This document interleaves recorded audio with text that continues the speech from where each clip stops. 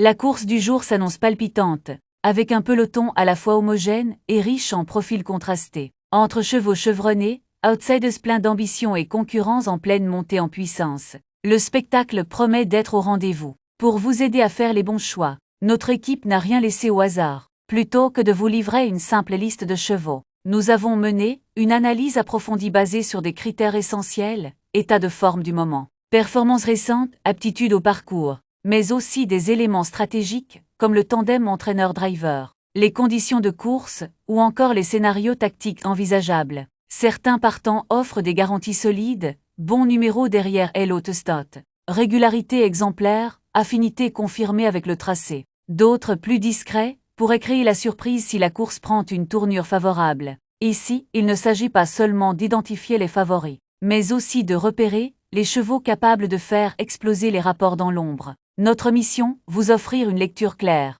argumentée et stratégique de chaque profil, afin d'affiner vos jeux et d'éviter les pièges classiques du Quintet Plus. Que vous soyez un parieur novice ou un turfiste aguerri, cette analyse vous apportera des repères solides et des pistes sérieuses. Alors installez-vous confortablement, restez bien concentré et laissez-vous guider. Dans un Quintet Plus aussi ouvert, chaque détail peut faire la différence. Place maintenant à notre décryptage complet et à nos sélections exclusives du jour.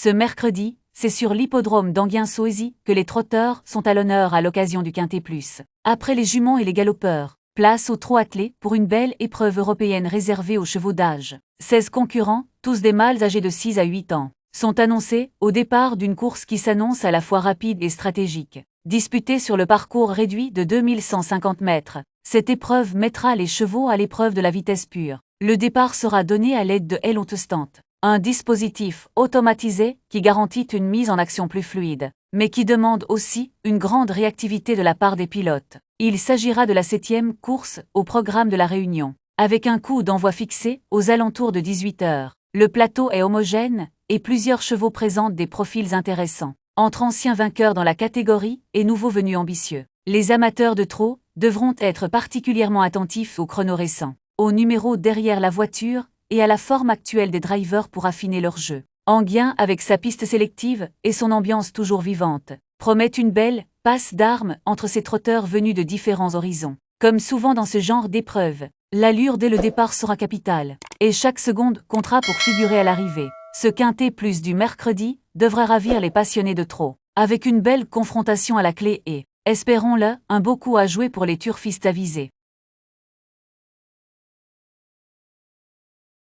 Indigo du Perche, un Van den Ande. Entraîneur Indigo du Perche, Hans vient de bien courir à la Capelle. Il me semble avoir bien récupéré de ses efforts. Il monte de catégorie, mais c'est un brave cheval. Avec ce numéro 1, il va faire le moins de chemin possible. Avec un bon déroulement de course, il peut finir en bout de combinaison. Global Concept de Steen Obstfelde, responsable de l'écurie Westham Global Concept 2, est arrivé à Grosbois jeudi dernier. En compagnie de Pork 10, il a bien encaissé le voyage et a bien travaillé. Il est en très belle forme et découvre un bel engagement. C'est un cheval très sérieux. Il a hérité d'un bon numéro et Georgen Westham, NDLR est très confiant.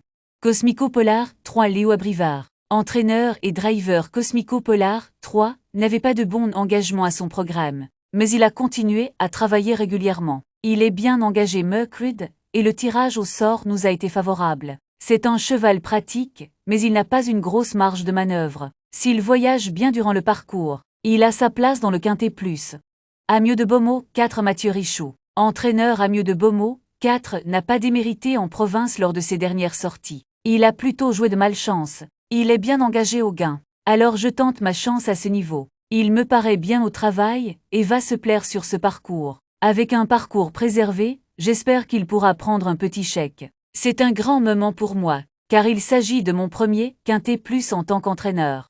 Hollywood Stone 5 Mathieu Mottier, entraîneur et driver Hollywood Stone 5, vient de courir en progrès au Sable d'Olonne. Il va apprécier les 2150 mètres de la piste plate d'Anguien. Le numéro me convient, il faut qu'il ait un bon parcours car il n'est pas déclassé. Mais il peut prétendre à une place dans ce genre de lot. Oblivion 6 Dominique Lockneux, entraîneur Oblivion 6, vient d'enchaîner plusieurs disqualifications. C'est pourquoi je le laisse faire cette fois. Cela ne va pas changer grand-chose. Il s'agit d'une super course pour lui. Sur une piste plate et une courte distance, j'en attends un complet rachat. Josh Dakady, 7, l'avis du reporter Josh Dakady, 7, avait les ressources nécessaires pour s'imposer en dernier lieu. Mais il a joué de malchance et a répondu par la faute. Il est en pleine forme et aura cette fois Yon le Bourgeois sur son sulky. S'il se sort de ce numéro en dehors, il a les moyens de jouer un premier rôle. Junior Angèle 8 Arnaud Randon, entraîneur Junior Angèle 8, a bien travaillé et se présentera dans une condition optimale. En revanche, ce numéro 8 derrière la voiture est très embêtant. J'espère qu'il pourra se faire ramener correctement via le wagon de 3. Mais on ne peut pas faire de plan sur la comète avec une telle position initiale. J'ai aussi du mal à jauger la concurrence étrangère. Il apprécie la distance et l'hippodrome, mais aura besoin de chance pour s'illustrer. d'Ambicronos 9, Éric Bondeau, entraîneur d'Ambicronos 9 est bien au travail. Mais j'ai peur qu'il ne manque d'une vraie course pour jouer les premiers rôles. Sinon tous les éléments jouent en sa faveur, puisqu'il apprécie ce parcours et qu'il aura Éric Raffin sur son sulky. Il a le potentiel pour briller dans ce contexte, mais j'ai quelques réserves. Parke 10, Steen Obstfelde, responsable de l'écurie Westham Parke 10, est arrivé à Grosbois la semaine dernière. C'est un cheval qui a tendance à beaucoup tirer. Être en seconde ligne n'est pas plus mal. S'il parvient à bien se détendre, il est capable de tracer une belle fin de course. Il n'est pas hors d'affaire s'il peut être préservé dans le parcours. Ruger 11, l'avis du reporter Ruger, a effectué de probants débuts sur le sol français. Le 7 juillet à Châteaubriand. Il faisait une rentrée ce jour-là, et a donc dû monter en condition depuis. Même s'il aura cette fois les 6 ans sur sa route. Une place semble dans ses cordes. Mercedes Star 12, l'avis du reporter convaincant durant l'été 2024. Aussi bien en Allemagne qu'à Enghien. Mercedes Star 12 est clairement sur la montante.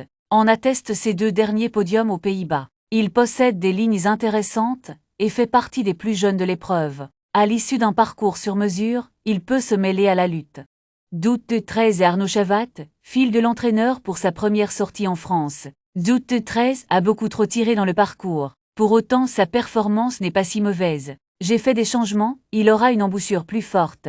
Il travaille très bien et montre beaucoup de classe. S'il ne tire pas cette fois, j'en attends un total rachat. Je l'aime beaucoup.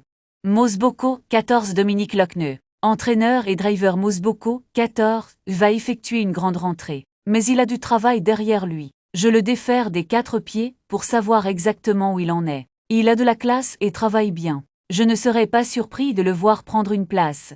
Neuvel-Roll-Gros 15 Daniel Meuse, entraîneur Neuvel-Roll-Gros 15 reste sur une belle prestation à Tongres. Il apprécie les pistes plates et a, d'ailleurs, déjà brillé sur ce parcours. Lorsqu'il est préservé durant le parcours, il est capable de finir vite. Toutefois, il est vieillissant et devra composer avec ce numéro en seconde ligne. Il va falloir que son driver soit inspiré, surtout face à une telle opposition. Mais je ne serais pas surpris de le voir accrocher une petite place.